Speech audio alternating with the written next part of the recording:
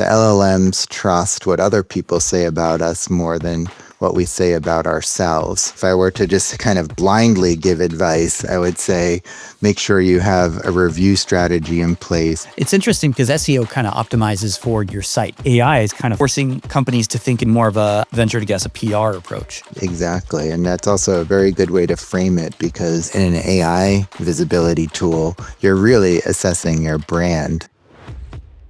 Will, welcome to the show. Thank you, Justin. I'm really excited to be with you here today. Thanks for having me. Absolutely. So what would you say is your claim to fame? My claim to fame is I started my agency in 2001. So it's been a very long journey, and we've done many different things over the years. And now we're working mostly with B2B SaaS brands on AI visibility. So I'm trying to stake that as my new claim, but just surviving all the changes over these many years is what I'm probably most known for. Yeah, I mean, that is a lot of change over 25 years. That's a quarter century of more. Yeah, we won't talk about that, but man, that would be an interesting conversation about what have you seen over 25 years. It's crazy what has changed. But the internet used to be this thing some people did to now you have to, and now AI, right? So that's what we're going to talk about. And like I said before the show, we usually don't go over a specific resource or anything, but you put together this cool report. We'll put the link to it in the show notes. It's the state of AI visibility in B2B SaaS. This is top of mind for me. I know it's top of mind for quite a few people. In fact, I was on a conversation on Wednesday with someone who said, yeah, I want to look at SEO, but I also know AI SEO is important. So if you're in marketing, obviously you know it's important. I think some people outside of marketing are starting to become aware that it's also important as they start using AI tools, these LLMs. So tell me about when we're talking about this report, AI visibility, was there one specific, and I can see a bunch of takeaways here, right? I can see I'm looking off screen. Was there one specific takeaway that surprised you the most? I think the takeaway that surprised me the most from the report is how important AI visibility is for brands, but how they lack, a mature strategy for tackling it. And everybody knows so much. We have so many very smart marketers across different industries, and B2B SaaS in particular, marketers tend to be very technical.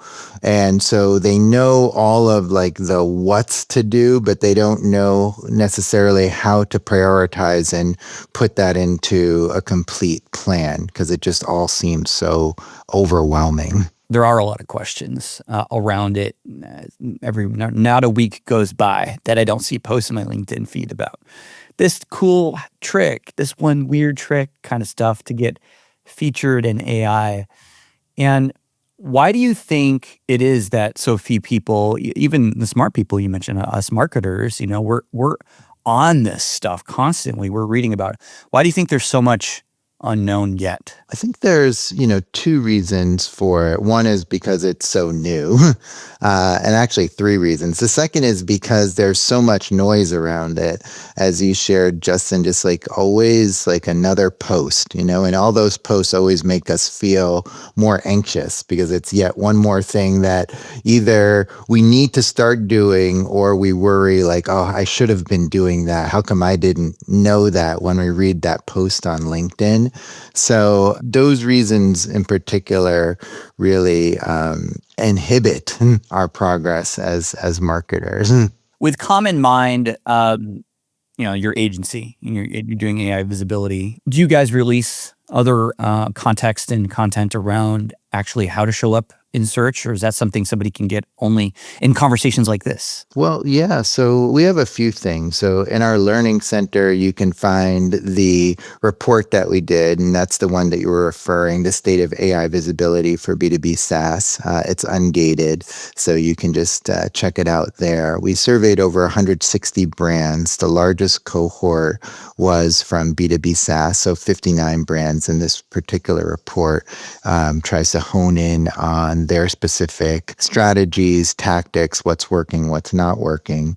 Although those strategies and tactics are pretty cross-industry. So even if you're not in the industry, you'll gain from them. We also put out some webinars. Again, those are in our learning center as well. And those are good resources. Everything's changing so quickly, though. So conversations are always welcome. I do a free AI visibility snapshot for anyone who signs up for it, and I will run a report on what's helping or inhibiting them with gaining trust with LLMs, and then review that report with them on a call. So that's another good way to just get a baseline of where you stand with AI and have someone who's looked at these reports before many times help you interpret them, because again, the reports can come back with some, scary red flashing signals that actually, if you've seen them before, you know which ones you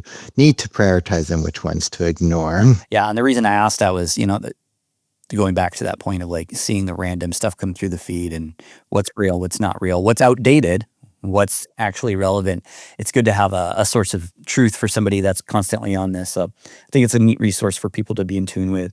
If you were talking to me and I was one of these B2B SaaS companies, one of these 59 you pulled, what would you say is the lowest hanging fruit to get started and be showing up in AI? So there are different types of AI visibility tools. So also in your LinkedIn feed, you're constantly seeing a new tool come up. So in addition to the anxiety of having to learn something new, you also have to have the anxiety of paying for yet another tool.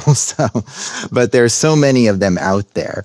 The one I like to start with is a tool called AI Trust Signals. And what I like about AI Trust Signals is it's not trying to measure your brand for specific prompts, but rather it evaluates your brand across 19 different trust signals that, depending on how well you're doing with each of those trust signals, it helps you or hurts you in terms of brand visibility in AI.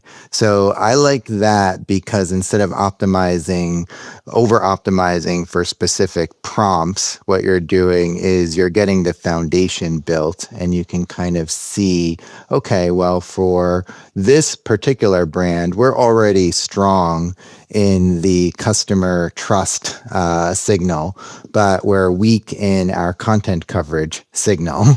So it can help you hone in on specifically what you need to work on. Now, that's the kind of more nuanced answer of every brand is different. So which trust signals they need to work on is going to differ.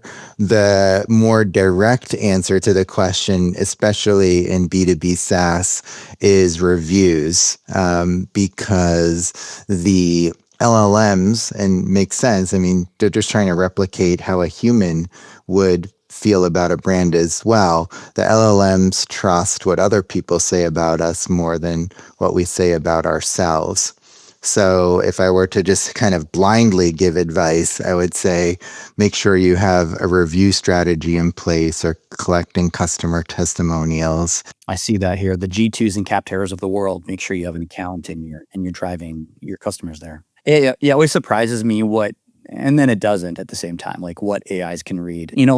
In the game of SEO doesn't know how to do, it doesn't factor in reviews. But an AI knows how to factor that in, knows how to factor in all sorts of stuff. I'm always learning about, like, wow, I didn't know, how does it do that? It's always curious. That's a really good point, too, because from an SEO perspective, the advantage might be the link that you're getting from the reviews, and it might be some sort of sentiment that Google's trying to assess. But from an AEO or GEO perspective, the trust that's created by the reviews and the context it puts around your brand is really critical. It's interesting because SEO kind of optimizes for your site, doesn't it? It's like you want backlinks, which are not site related, but it all comes back to your site. AI is kind of forcing companies to think, crap, we got to think about our brand across every platform, like you said, even these G2s and Capterras. And what is social media saying about us? It's a new form of social listening. And are we getting recommended? Are we getting negative sentiment? And all these other, I can imagine, and you said 19 different trust signals, I think earlier with that one tool you mentioned. It's kind of forcing companies to think in more of I would venture to guess, a PR approach versus an SEO approach. Yes, exactly. And that's also a very good way to frame it because in an SEO tool like SEMrush or Ahrefs, you put in your domain name. And in an AI visibility tool, you're really assessing your brand, not your domain name. So the coverage is much different. There's an interesting gap of here mentioned in the report. That doesn't shock me because I know this more. I'm a nerd like this in the specific space, but you said 70% of teams are actively invested in social media, but only 22 believes it drives AI visibility, which is, you said it's a 48-point gap. That's crazy to me that so many people aren't aware that YouTube and LinkedIn are not being referenced. I mean, I know we do short form video for our clients. That's our whole thing. And I've come across, YouTube cited 200 blah, blah, blah by ChatGPT specifically, and LinkedIn's being cited now. And I see it. I see it in the way that I interact with the AIs and with the information, where it's going. I can see the back end, it's working, and LinkedIn stuff's getting pulled all the time. In my own searches, when I do a search for a guest on the podcast or when I do a search for a prospect or whatever it is. But that blows my mind that there's still what do we think they're citing? Well, I think, because of all the buzz that's out there, everybody is focused on Reddit. Reddit is a social media platform, but it's kind of a different beast versus a LinkedIn or YouTube. So I think that's where like the mind share is. But you're right. I think more and more Google is referencing LinkedIn for B2B brands. And that kind of brings up a really good point too that you're making, which is or kind of leading into, which is that wouldn't be the case for a company in a different industry.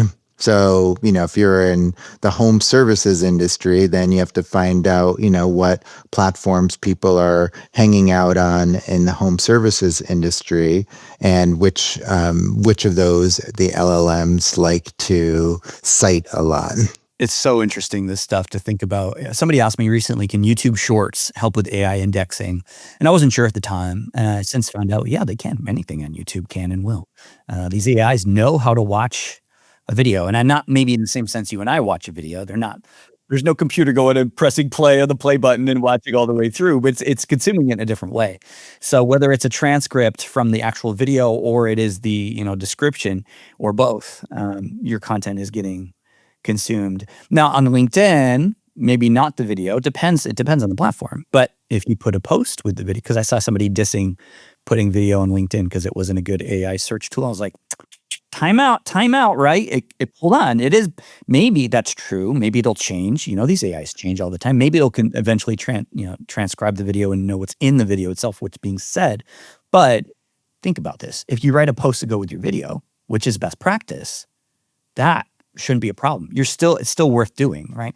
So there's a lot of interesting half thought through ideas around this space that I'm coming across. And it's interesting to think about like where we're going to end up in, even in the year in 2026 now, the time of recording in 2027. Where do you see organizations going? Have you talked to many? What are they thinking about? They're thinking about the overwhelm, but what I'm thinking about is how do we simplify the overwhelm? So to the point that you just made, and I think this is another thing that really trips all of us up. Like I would be guilty of this as well. Sometimes is like, well, am I going to do this? Will the AIs like give me credit for it or not? If I put a video on LinkedIn, is that going to help me with AI or not? And really, I just don't think that's the question we should be asking. It should be, if I put a video in this post, is it going to make the post more engaging for my audience or not? If I put a video in this post, is it going to make it easier for me to expand upon that in different ways, such as being able to riff on it in written content, either in the same post or different posts or in a different platform, etc. So I think the mistake that the trap we could fall into is over optimizing for AI. And that's something that we had been doing like as a community of marketers for SEO for many years. And you can see that in many people's like Google Search Console or Google organic results have just fallen off of a cliff, especially since the December core update from Google. And part of that is because some of those articles that are no longer getting traffic were so well optimized for what Google was crediting and rewarding in the past, and it's just not rewarding it now. And if I go back and read some of those articles, I'm like, well, I could see why Google really liked them because they were very comprehensive, but I'm not sure that people actually would read these articles or not read them in their entirety. Well, this is really interesting, Will. I feel like we go do a deep dive in some of some of the nuances here. You know what I wanted to ask you? I usually don't do this in a podcast, but I want to ask you this. What's one thing you want listeners or viewers to stop doing in the next year? And what's one thing they should start doing in the next year? Stop writing content for AI. Totally okay to write content with AI. And start always writing and producing as video content with the question, will a customer of mine actually read or watch this and get value from it? And that should be first and foremost. And the second part should be, well, then now that I've produced it, how can I, or now that I'm planning it, how can I give myself the best shot with also gaining LLM visibility? But it really needs to start with the human in mind. Isn't that funny? That was always the advice for SEO for 20 years. Nothing's changed. Nothing's new under the sun. That's great. Well, thank you, Will, for being here. Like I said, we'll put the show notes, the link to your State of AI Visibility in B2B SaaS. It's good to have one more, what's the word I want to use? Expert looking at this who actually knows what they're doing. Having this conversation is helpful for me, and I know where to go. And when next time I have a question about AI visibility, instead of freaking out about my the next post that comes through my LinkedIn feed. You're always welcome to contact me, Justin, as are your listeners, and I'm very grateful for having this chat with you today.